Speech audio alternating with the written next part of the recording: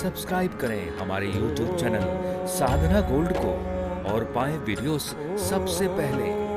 Bell icon दबाना ना भूलें।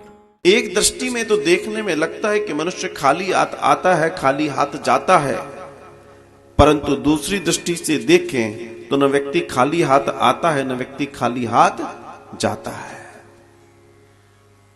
कोई खाली हाथ नहीं आता, कोई खाली हाथ नहीं जाता। सभी लोग अपने प्रारब्ध भोगने आते हैं और कर्मों को लेकर चले जाते हैं।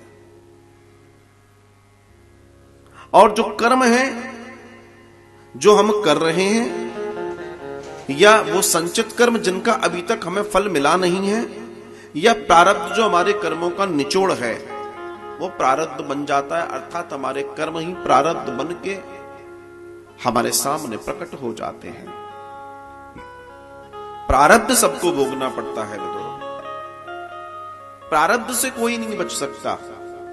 हमें और आपको भी ये समझना होगा कि जीवन में आज जो हमें मिला है ये हमारा प्रारब्ध है। जो हमें आज जीवन में मिला है ये हमारा प्रारब्ध है, और जो हम तैयारी आज जो कर्म कर रहे हैं ये हमारा भविष्य बनेगा। कई बार मनुष्य सोचता है कि ये व्यक्ति तो इतना पाप है और इतना सब कुछ गड़बड़ है इसके साथ, लेकिन इसको सब कुछ ठीक ठाक कैसे। कई बार प्रश्न है जीवन में कई लोगों के। तो साहब, आज जो व्यक्ति भोग रहा है वो उसके प्रारब्ध है।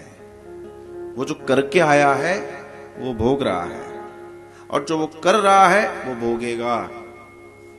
हर व्यक्ति के साथ ये न्याय चलता है, और इस न्याय से ही जीवन को समझना पड़ेगा।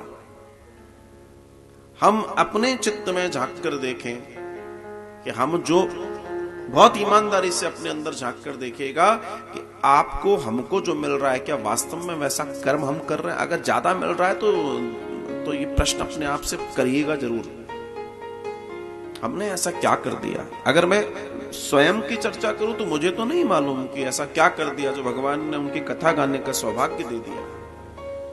लेकिन अगर धर्मशास्त्रों की चर्चा करूं और धर्म को जानने का प्रयास करूं तो यह निश्चित समझ में आता है कि हम अपने प्रारब्ध को कुछ किया होगा पीछे, तो भगवान ने हमें सेवा दे दी। तो वो जो किया है वो आज हमको प्राप्त हो रहा है। तो अगर आप भविष्य में अच्छा प्राप्त करना चाहते हैं, अपने जीवन को आनंदमय और सुंदर बनाना चाहते हैं, तो कर्म अच्छे कीजिए। कर्म अच्छे करेंगे तो जीवन अच्छा बनेगा। ये बड़ी सुंदर सी और छोटी सी एक मंत्र है। इस मंत्र से जीवन